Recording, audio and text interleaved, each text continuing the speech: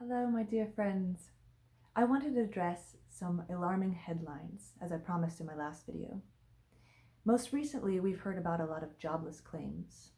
Last week, the news came out that jobless claims are skyrocketing, 6.6 million and upwards, depending on the source that you hear. This is very alarming for many people, and I understand that. A financial crisis on top of a health crisis is truly scary. It is an appropriate time, I think, to use the methods of appreciative inquiry, which ask, what does the opposite of that look like? So I start with looking at, what have your own spending habits done in the past few weeks? How have they changed? Because I would imagine they have changed, but they haven't stopped, have they? So what are you spending money on now? Maybe more time on Amazon, maybe on Uber Eats or Favor. Well, think about that. These places are expanding, and there are industries that are growing and thriving, believe it or not. So it is my belief that while jobs are shifting, they are not drying up, and it is not as dire as it might seem. I looked online quickly to get some statistics, and I noticed that on Indeed.com, in the Austin area where I live, there were over 10,000 jobs listed right here in Austin, job postings.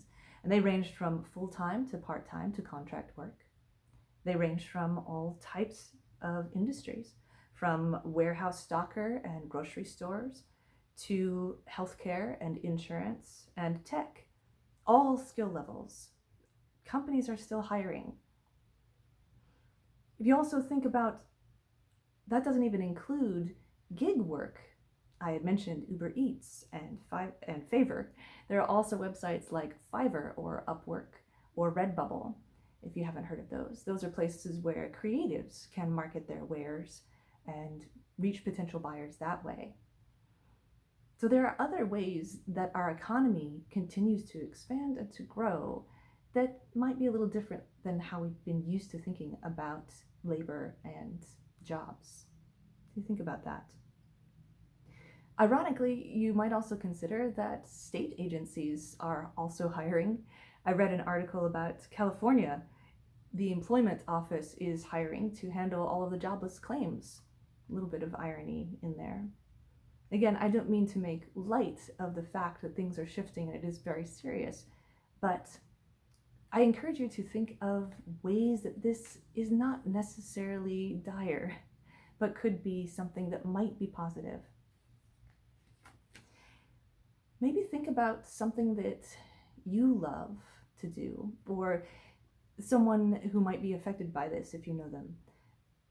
What are their skills and what they might love to do? Maybe this is a good time to inquire within and ask yourself what you really want to do. What is your purpose here?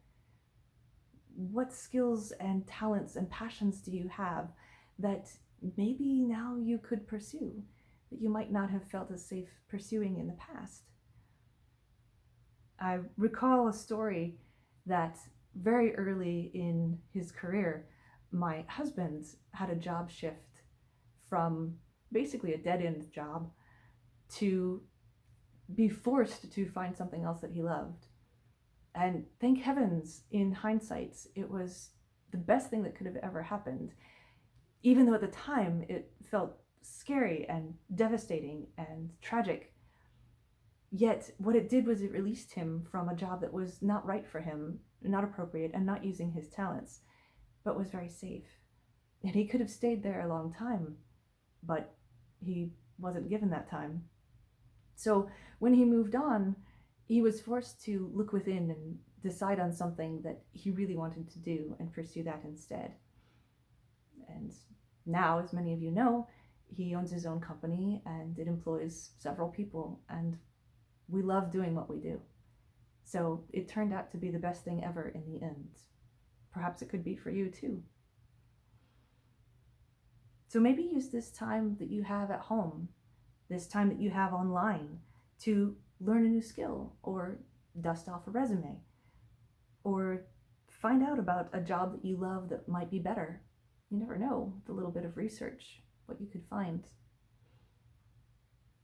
I echo Queen Elizabeth II, who recently addressed her British population and encouraged them to be proud in how they responded to the challenges ahead once this epidemic is over.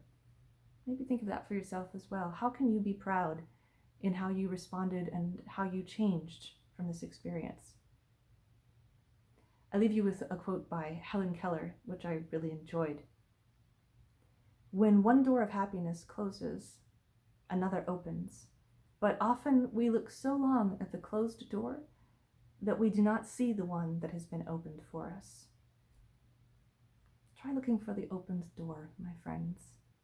And until I see you again, be well.